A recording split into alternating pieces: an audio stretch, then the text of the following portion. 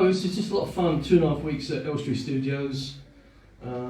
It was just a joy to work with Sean Connery. He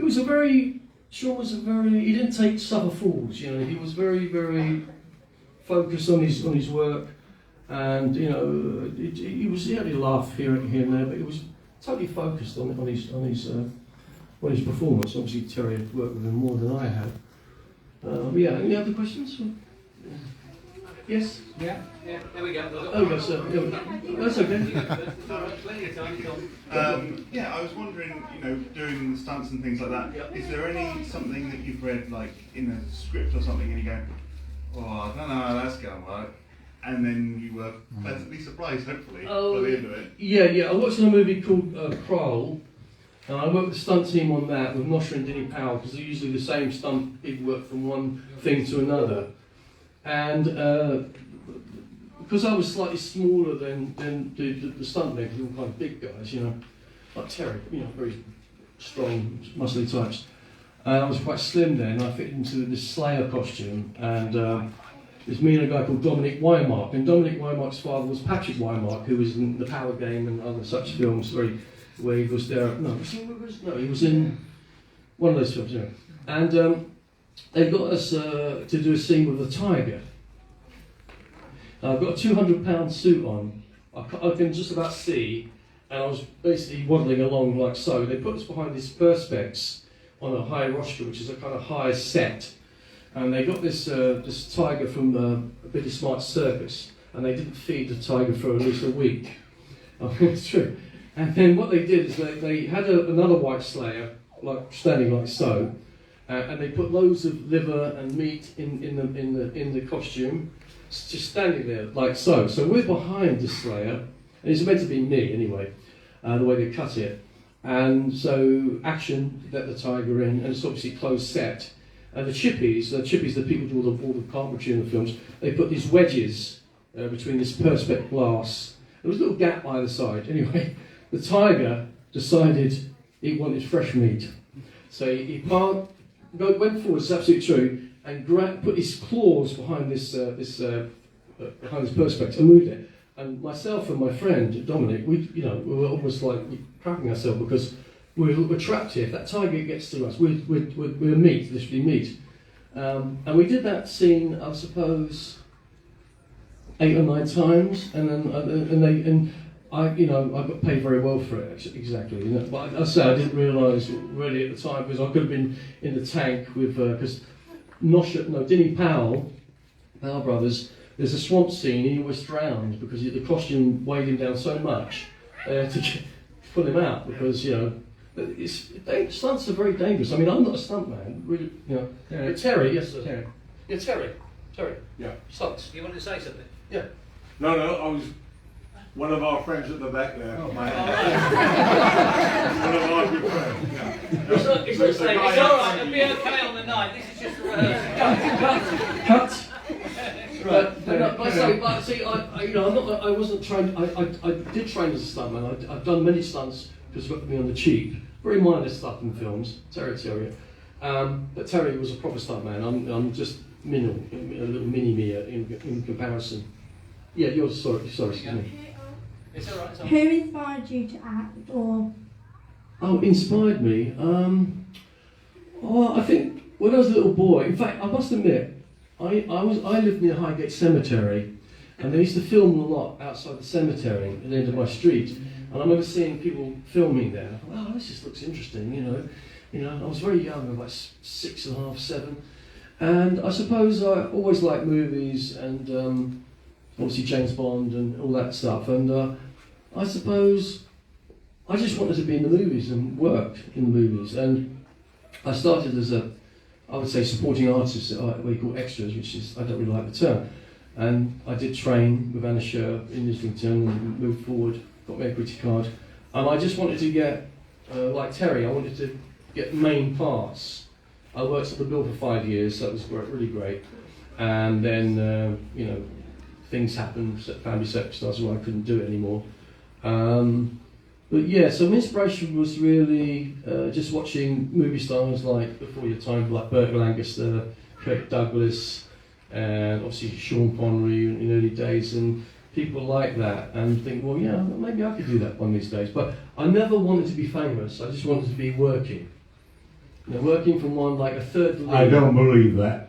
No, I just wanted to be working for one thing, which I did. I basically turned down quite a bit, really good parts, to just continue to do what I became assistant director. So I kind of just continued working to make money to pay my mortgage, basically. You have to do it, you know, because if you don't, you know, being an actor, out of work actor is not fun. Or stuntman even. Derek is available for careers advice with you. I've actually, That's a nominal I was thing. at a convention last week. I've actually now got myself a new agent, and he came up to me and said, "Oh, I've seen your work, Derek, and you know, I want to be your agent, and I've got this agency." So I'll actually hopefully we'll be with him, and who knows where the next. You know, in fact, Terry keeps on saying to me, "Your day will come, Derek." I can't wait to get this guy's phone number. I can't wait to meet him. More questions? Yes, Hello, sir. 2 seconds. hang on. Two. He's a runner. Oh, you've got a tissue for my Tissue. frosting up. Derek, Yes, sir. did you work on Sorry.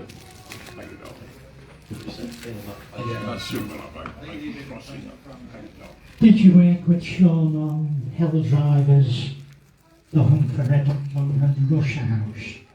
Oh yeah, on Russia House, yeah. On Russia House, we worked in the Kings Road, Chelsea. It was a jazz club scene directed by an Australian director, and I'm actually like one of the guests, patrons of this. And I think Sean's playing a saxophone in it, if I remember. And Michelle Pfeiffer, was in that scene. I haven't seen the film for years, but I was in that scene watching him play saxophone. Yeah, so I'm playing saxophone. There we go. But I can't remember, such a long time ago. But yeah, I worked on that, and First Night. I worked on First Night with Richard Gere. Yeah, with Sean on that. He had a really good double on that. He looked exactly like Sean. Yeah, I did speak to him though. But sometimes, you know, when you work with people, you don't want to bug them all the time. Oh, do you remember when we did that together? Do you remember that bit? You know, he's very approachable, but I didn't do those things all the time with fellow actors, especially big stars like Sean Connery. You know. Terry, have you received a question? Sorry. You had a note. Have you just received a question from your phone? Question. So has anybody got a question for Terry? Terry Mountain. Hang on, I think there's one near the back. I'm definitely too old for this. My grandson. She's only 11. Down here, Milton. Hello, my question is that better? Yes. Coming through all right. Can you hear me on the stage? Yes. When you're making these films, of course, it's all bits and pieces, Yes. and you have no idea probably of the continuity. Absolutely. So when it's actually released, do you find it a joy to actually see what you've been making? Yes, it is. It is, and sometimes when I've had like parts in films before, so you know, I tell my friend or my wife at the time, you know, I'm there, I've got a couple of lines of dialogue and that's all that jazz. Cutting room floor, you know. Sometimes not because you look bad, is because don't forget when you go to sit now they do 3 or 4 hour films at cinemas, but years ago it was restricted to like 90 minutes, so they've got to kind of edit that into that time. So basically, I did a scene once with Martin Landau from Space 1999 on a thing called Empire State, based around Docklands. And he comes out in a helicopter and he comes up to me and he goes, "Hello Julian, I've heard a lot about." I say, "Chuck, how are you?" And he goes, "Julian, I've heard a lot about you." And we improvised a scene together, which they filmed. Now I saw it on Channel 4. I thought, that's brilliant. Oh, I got it. So I bought the DVD Blu-ray 7 years later, and they cut me out. I mean, the crazy thing is, I thought I was really annoyed about that because I should have taped it because there's my dialogue, and then Blu-rays because they cut it. I don't know why they did that. Yes, sir. Did you work on Lawrence of Arabia? Oh yes, me and Omar Sharif. Yes, I was on the back of a camel with him. No, I played a hump in that one. Yeah, I was one of the humps, you know. But I've actually worked with Omar Sharif on Top Secret. Very nice man. But no, it's before my time. Of course, you talk about the length of some of these films. Yes. When it first came out, it was severely cut Yes. because the cinemas didn't want to, whatever. 3.5 David Lean's film, yeah. But it has now been released in the full length. Yeah. Well, what they did in those days, if we remember, they used to have like, say it was a very long film, like Lawrence of Arabia or Ben-Hur or Spartacus. They would have an intermission where you have your ice cream. Do you remember? I don't know if anyone remember that. And you get your ice cream, albatross, you know, and then you get your ice cream, whatever it may be. But the intermission was quite interesting in those days. Now you just watch a whole film like Lord of the Rings from beginning to end, you know. Hello. Anything else? Any other questions? Yes, lady, yes. I've got. Oh, Roger Moore, yeah, he was very good. I'll tell you a story about Roger because I met Roger in 1976 at Shepton Studios, and I was working my first film, Star Wars. And I was walking through the car park with a guy called Robert. He was the other member at the time. He was a bit of an idiot, this guy. And Roger was walking towards them, very well dressed like Terry, you know, got dark glasses, you know, walking with his briefcase, you know, Roger, so he's walking straight towards me, and I thought, God, persuaded saint, oh my God. So Robert goes up to him, I was like, don't you? He said, excuse me, this is Robert. He said, you're one of the, must be one of the background people. I said, do you know where the toilets are around here? He went, do you know who I am? Do you know who I am? And he said, no, I don't. He said, well, the toilets are over there. And I said to Robert, you must be mental. Do you know, that was Roger Moore, one of my heroes. He said, no, I didn't recognise him. Oh, he was an idiot. True story. Oh yeah, then obviously I worked on Octopussy and View to a Kill. And, you know, with those films, you know, he was doing his part. I would say hello to him. There was actually one thing on very naughty actually. I was on Octopussy and I met a girl there. You know, her name was Julie Clifford. Her father was a quite well-known stand-in in the movie business. He stood in on Indiana Jones films and all that stuff. And I was having an affair with her, you know. And I'm behind the tents, and we, you know, kissing, you know, like, yeah, actually have a kiss and stuff. And then suddenly I looked at Sally Mine and Roger Moore's walking past, and his eyebrow went on, very naughty. I remember that, you know, fuck. Very naughty. You know, it's always a tongue-in-cheek smile with his raised eyebrow, you know. No, Roger Moore was he was a sweetheart. I mean, Terry could answer more because Terry worked with him far more than I have. But he was a joy. He was one of the, what I know from other stuntmen I spoke to, he would always be telling jokes, always being with people, you know, never took himself very seriously, so very self-deprecating, and yeah, sadly gone now. This is, you know, it's one of the goods, the great ones out there, the ones who are not so up their own, you know, their ego, you know. Because there are a few out there that are not particularly nice. Yeah, sorry. Let's get Terry's comments on Roger. Yeah. That's what I did. Yeah, I first met Roger in 1965. I did 5 episodes of The Saint with Roger, and I got beaten up 5 times by Roger. And very well paid. Yeah, Roger, very, very witty, very smart, and everybody liked to work with him. He was a tremendous advocate for our business. Tremendous actor. Tremendous human being. Fabulous. Any more questions, please?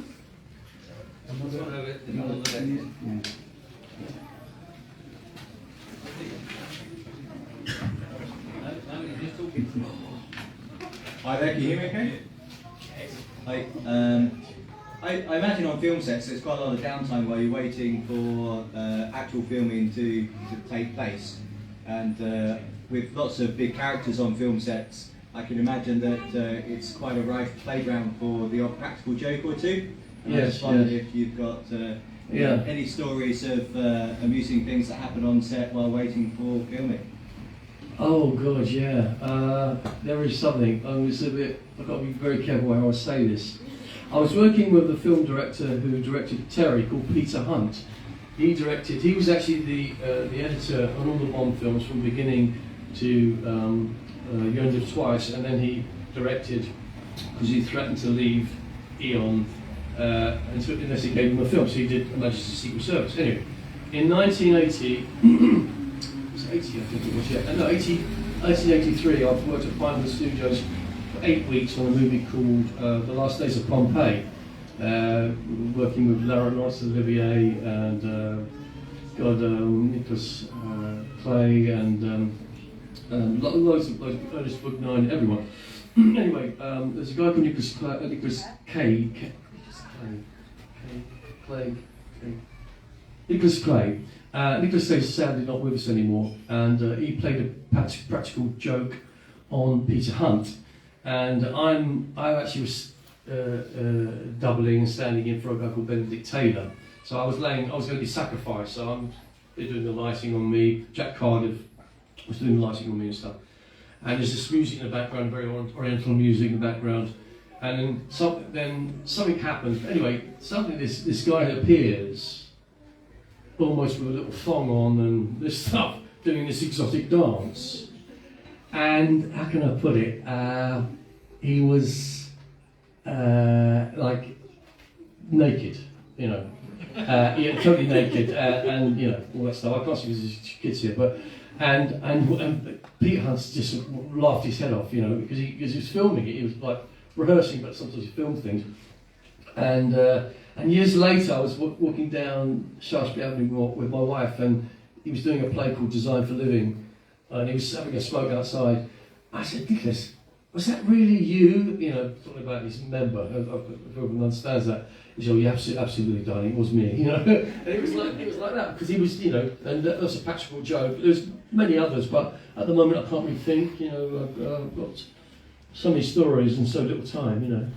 On the line of James Bond filmmaking, I think it's true, is it not, that the team, the James Bond team, are very close knit and have always got on extremely well. Is that your experience, and how would that compare with other films, other production companies you've worked with? Yeah, Eon Productions, which I worked 4 times for, they always had the same crew, same assistant directors, normally Terry Madden, and obviously John Glenn directing, and then you have the stunt team, could be Nosher or Dinny Powell, depending who's such, because they always have a stunt coordinator, and then he will employ those people. It's like the boys club, you know. If you're part of my team, if you don't get on with certain stuntmen, they will like put you to the side. But if you get on with them, you'll be part of that team, which go from one thing to another, to another, to another. That's the way the business used to work. Very clicky in those days. It sounds like a bum kissing business. It was, yeah, it was, and Terry knows that. See, Terry, what I admire about Terry is that he never, he played the game, but he did his own thing. You know, he did his own thing. He didn't really, he was a team player, but he was there for himself to further his career. And he wasn't a person who would kiss people's bottoms, you know, to get work. He would just do it on his own back. And he did far more, you know, major stuff than a lot of the other stuntmen out there. Straight from the shoulder, Gary. Straight from the shoulder. No messing about. Yes, usually Vic Armstrong. What's that? Let's get it in the can. Yeah. Yeah, Vic Armstrong I worked with many times. He did quite a few Bonds, and Terry worked with him on A Majesty's Secret Service, and he's Harrison Ford's main stunt double. And yeah, so the same teams, as you quite asked, they go from one thing. It's all different now, because like the stuntmen nowadays are not like the old stuntmen of Terry's era. It's a different game then, you know. Any more questions? Yes, sir. So one in the middle. Oh, right, hang on.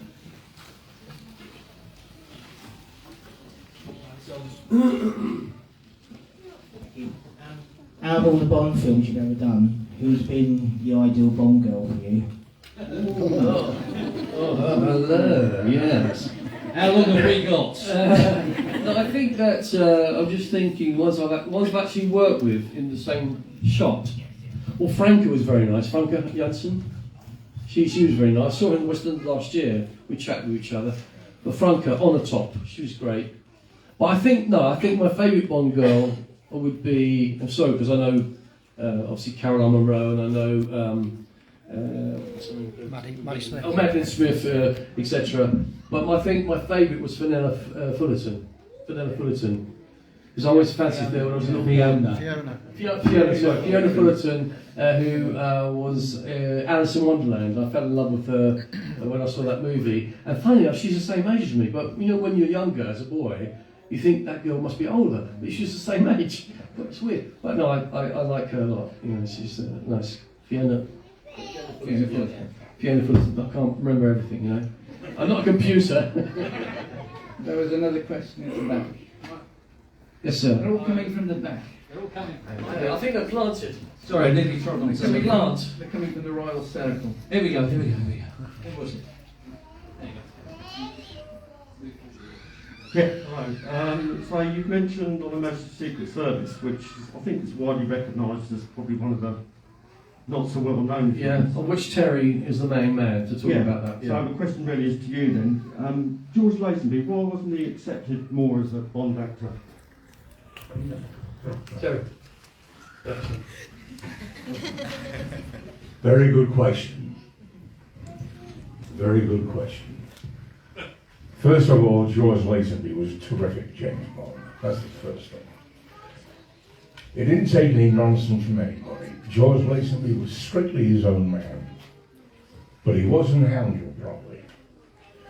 He had the industry, the film industry, in the palm of his hands, and unfortunately, he couldn't handle it. The opening fight scene with George, I couldn't have worked with a better leading man. His attitude, his strength, how positive he was, and what a great guy. And I'm only sorry he didn't carry on. I thought he was tremendous. Also, somebody asked earlier about the girls. I think the girls in our film, On Her Majesty's Secret Service, Blofeld's Angels, all those girls were terrific ladies. They really were. And I'm in touch with them, Joanne Lumley, Savannah Hendricks. I'm in touch with most of them now. And a fabulous film to work in. We had 5 weeks in Portugal, 2 months in Switzerland, and we got paid every week. That check came through the post every Tuesday. On Her Majesty's Secret Service, James Bond, it put me on the property ladder, and I'm still on it. Aren't I lucky? Okay. Any more?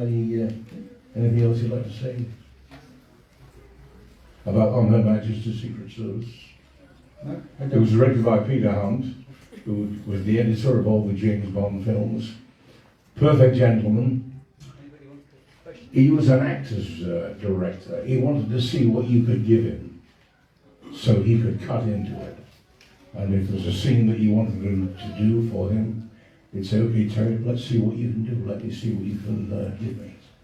But a tremendous film to work in. A couple of years later, I got a call from Bob Simmons, the action arranger. He said, Terry, he said, come and meet Guy Hamilton. He said, we're doing Diamonds Are Forever, and there could be a part on that film for you. Come and meet Guy Hamilton. And I said, is the part Peter Franks? He said, no, that's been cast already, but you could do one of Blofeld's guards. So I went to Pinewood, saw Bob. Bob took me on the set. He said, Guy, he said, this is Terry Mountain. I think he's ideal for Blofeld's guards. Guy looked at me. He said, Terry, Bob, if you're happy with Terry, so am I. So he cast me as the first guard. We were on the set. George Cooper, the other guard, and myself. Guy Hamilton called us over. He said to George, he said, say this line. St George was a company, a real company, South London, Tearaway. Hold it, keep your hands up. So the guy said, that's terrific, terrific. He said, Terry, let me hear it as loud as you can. So I took one step back. Hold it, get your hands up. The whole of the set stopped. Sean turned around. Guy said, Terry, he said, you got the part of the dialogue. Thank you very much indeed.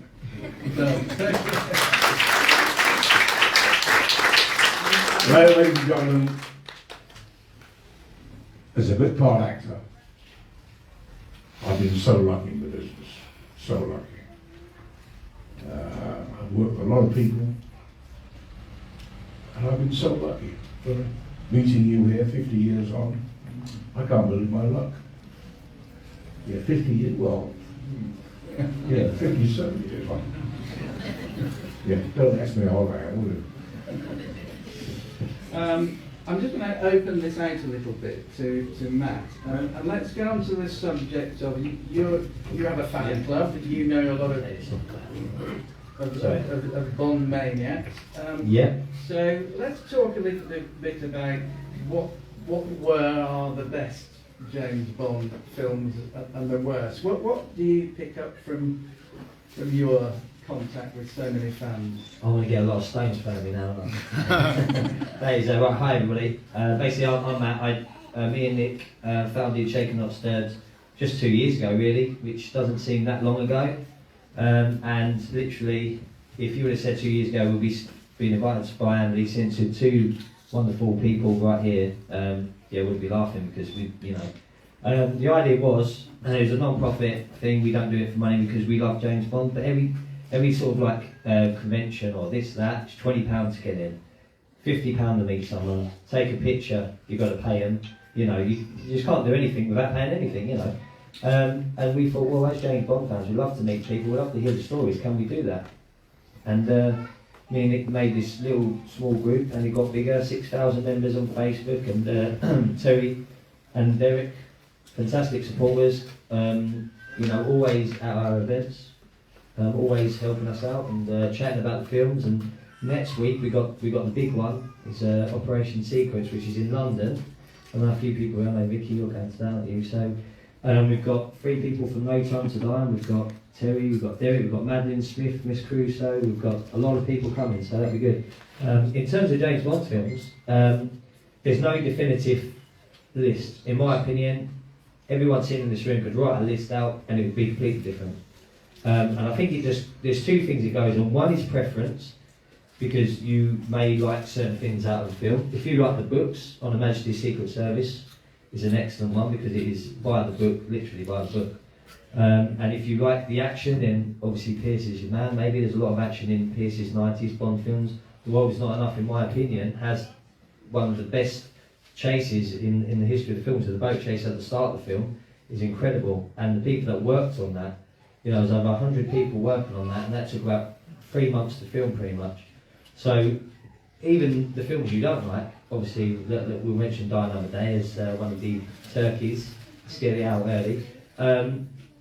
I personally think some of the bits in that film are fantastic still, because the Q scene where he's got all the old gadgets, I still enjoy things like that. The car chase on the ice is brilliant, so there are things on it, and like I say, everybody's completely different. I personally think everyone that's done Bond has done a fantastic job of it, and I think, to say otherwise, to say someone's done a bad job, or anyone working on the films, as you know, we've all met them, people behind the scenes, and Derek and Terry, everyone works 100% hard on these films, and the amount of effort they put in, you just can't fault it. There's no other film like it, in my opinion, so yeah. So, Terry, is there such a question as what is the best Bond film?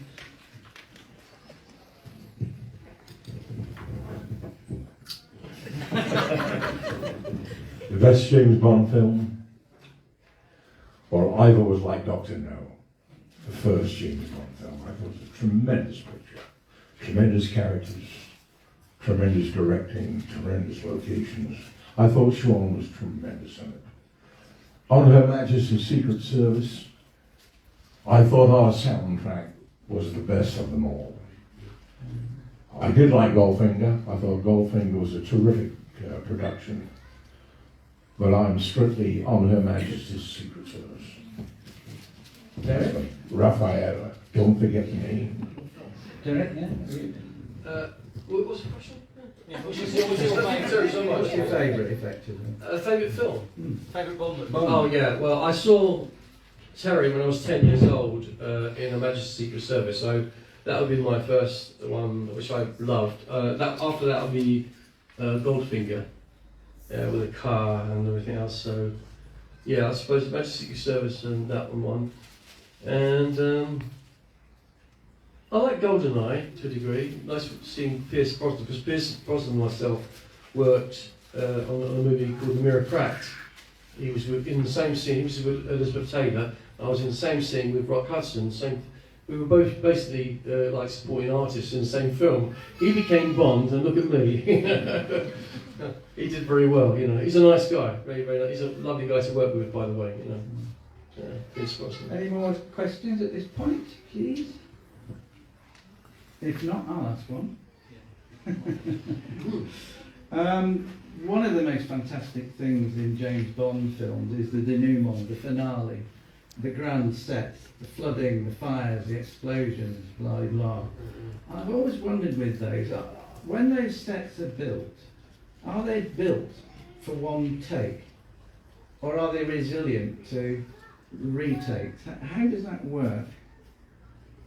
Well, obviously on View to Kill, as we're connected with that today, obviously they built that, the set, Vazoran's mine at 007 stage, the old 007 stage, was it burnt down. So they built that set where it kind of moved around, and a certain sequence you see where the whole, this kind of cut thing falls down, but that's on a special hydraulic, it went back up again. And they had like big tanks and stuff. So it was built specifically in the tank for that reason. So because we had to film it for 2 weeks, the same sequence, but different shots. You know, one with Christopher Walken shooting at us all, and me falling back and being dead, and like jazz. So yeah, so in that respect, but it usually depending on what the sequence is. Sometimes they can only do one take because it's dangerous, you know. Yeah. It's like the beginning when the great one with Roger Moore, Fix By Love Me, when the guy's skiing and he goes over and you see the English flag. When that was done, I think it was maybe done in one. I'm not sure. Was it done in one take? Yeah, it's done in one take. There we go. That was Spy Love Me, yeah. And what a cracking film that was. In fact, they offered me a part as a Russian guy, a Marine in it, and I turned it down. So I would have done 5 Bonds. No, I would have done 5. Yeah, I didn't do it. Yeah. Well, you could have done Casino Royale. Yeah, I could have. Yeah, because Barbara Broccoli, I contacted Barbara. I think just pre the showing of Casino Royale. I rang her Eon and left a message, and she actually was going to America, to a house in America, and her secretary got back to me. And I was thinking of like meeting her because I got on very well with her, and hopefully trying to get in to do one of the Bond films. You know, as long as I get a couple of lines of dialogue, I'm happy. So I love Bond. I mean, obviously working on Star Wars, I have a lot of people who connected with that. But for me, the Bond is my favourite of all. You know. Okay.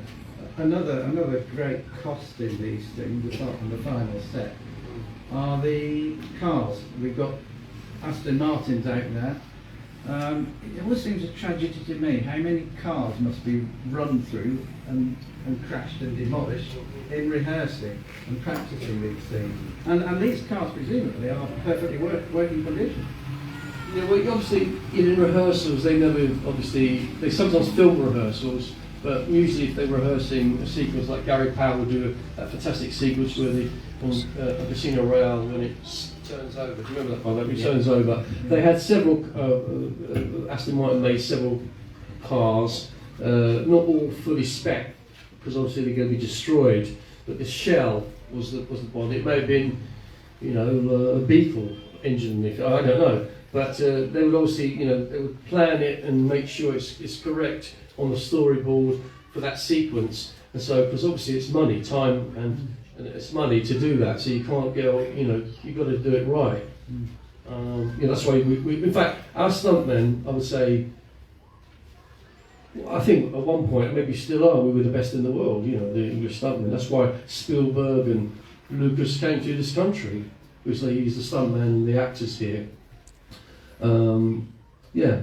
Would you say that in the day, stunt acting was far more dangerous and difficult than it is today with modern technology? Yeah.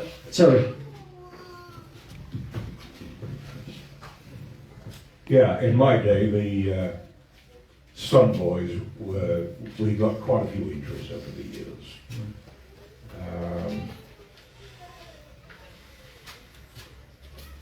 It was in the 60s, 70s, it was more muscle and bone and breaking bones and breaking backs. And health and safety rules were non-existent. And today they can recap and take special effects. A lot different today, the stunts are today. Right. What's the most spectacular stunt that you have been involved in? One of the most, let's say, challenging stunts?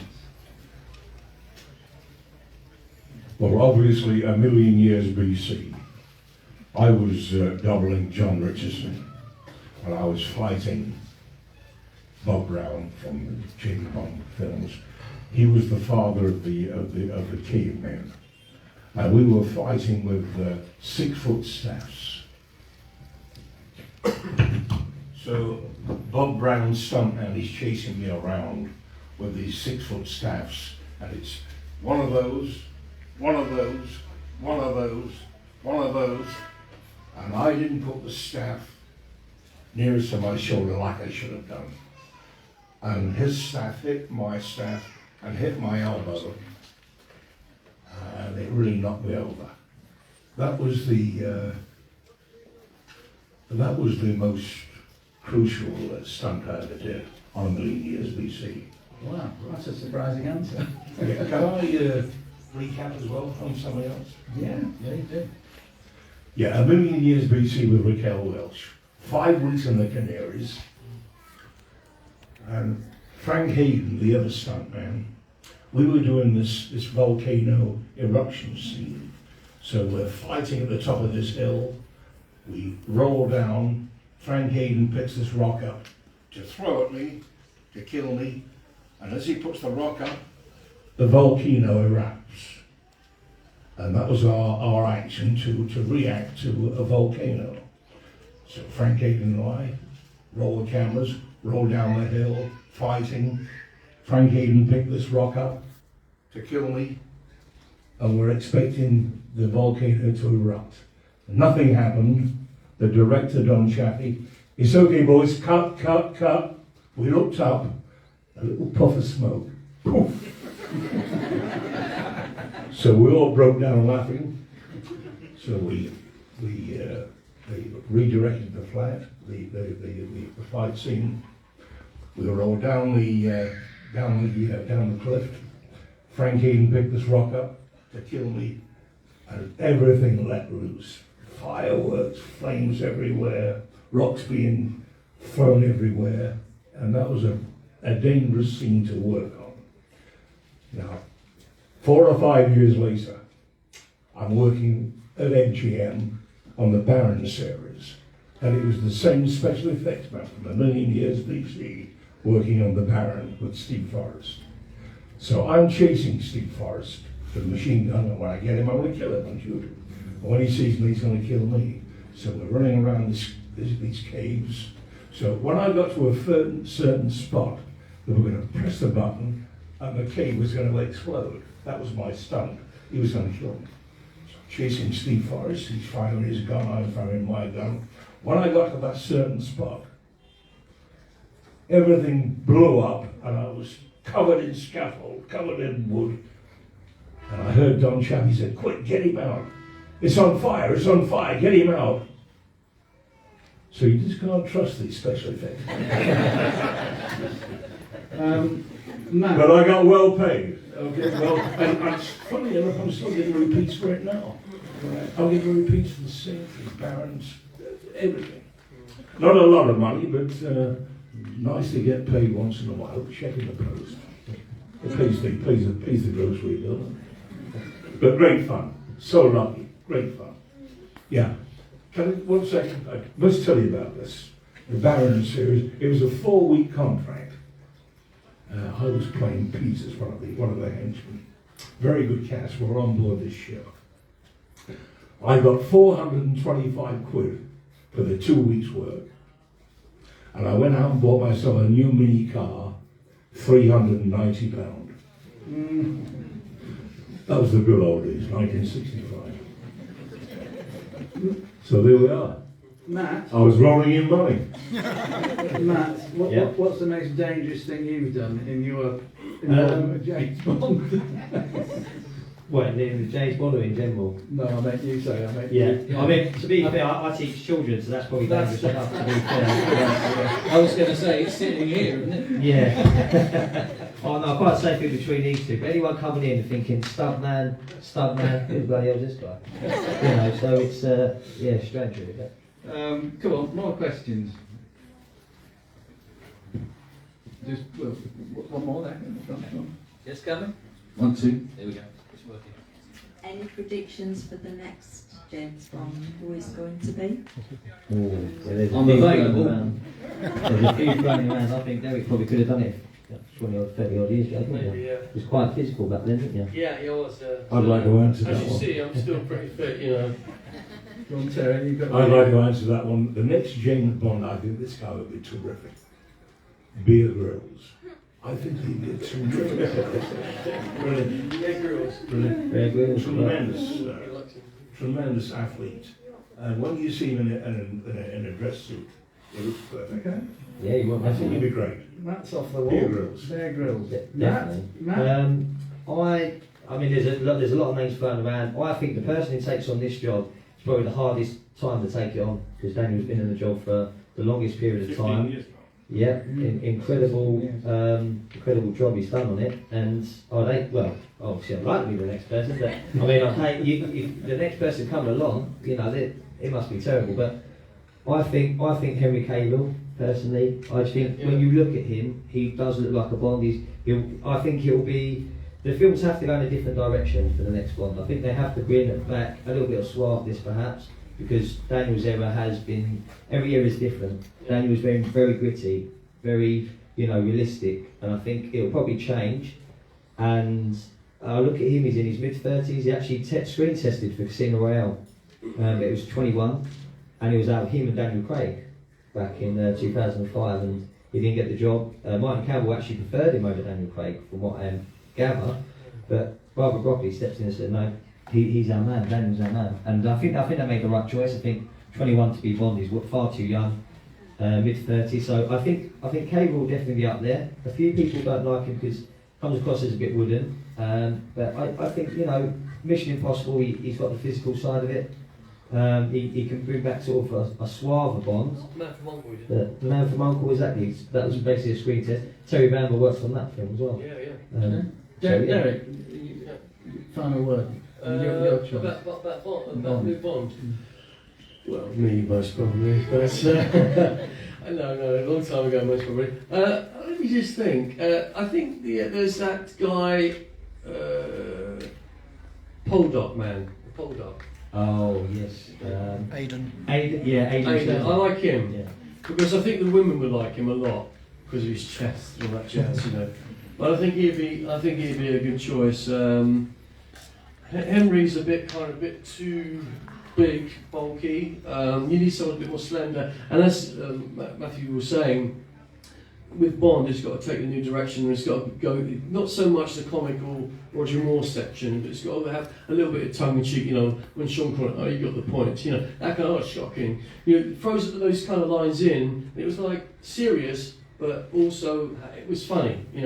But then he went with Daniel, not my favourite Bond, to be honest with you, but he, very gritty. I think he did a fine job on Casino Royale. I love that film. I'm looking forward to seeing this with my friend here in a week's time. I think that guy from Aiden, the guy from Poldark.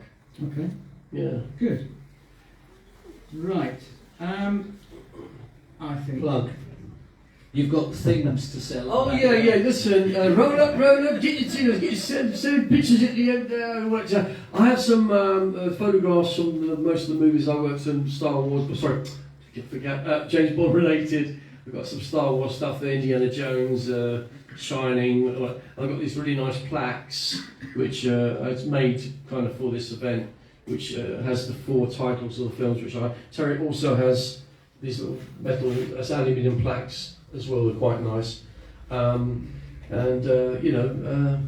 you come and see us and we'll negotiate. The punchline, Derek. The punchline. LSV. Tell them. The money. No. Cash, please. I don't have a card. Some gentleman came up to me and says, "Do you take cards?" I said, "No, I haven't got one of those machines, because I don't do this all the time. I mean, I did a thing last week, but we needed cash so we can avoid the tax man." Good. All right. Thank you, Derek. We got it. We've got you now. We've got you measured now. I was going to tell a story about Bob Hoskins and Mona Lisa when I just started that. Save it for later. Okay, right. We've got another session here about 2:45. I could go on for hours. We've got a second session at 2:45. We've got the museum closes at 5:30, so you've got plenty of time. The Aston Martins are doing a tour of the site at 2:30. We will break for lunch now, gentlemen. Can I say thank you very much indeed. That's been fantastic and entertaining from Derek, from Matt, and from Terry. Thank you very much. On the next Q&A, can I sit next to you? Can I sit on the next Q&A? Yeah. I'll sit there. Or sit at the end. I think I'm hosting. I might get something to say if I sit next to you. You won't be sitting It's next all right. to me. You'll be sitting next to me. So if you want more exposure, I'm always open to encouragement. So anyway, the most important thing is that we're at the end. So come and see us if you wish, if you want. It's no big deal. If you want to, there's no problem. We're happy to be here anyway. And in the meantime, thank you so much for listening. Right, thank you, gentlemen. Well, in the meantime, we are going to be. In the meantime, we are going to be re-showing the film clips that we've got. We've got the film 85 clip. We've got the clip. I'm actually interviewing one of the old volunteers here at Amberley called Arthur Hampden. He used to make besom improvements in the woodyard, and he was actually one of the first people to come in here when the site was handed over to the museum, because he had a tractor and he could actually clear a load of rubbish out of the way. But Arthur was a character, and unfortunately he died last year. But before he died, I did record his memories of the museum in the early years. But he also worked as one of the behind the scenes people on the internet.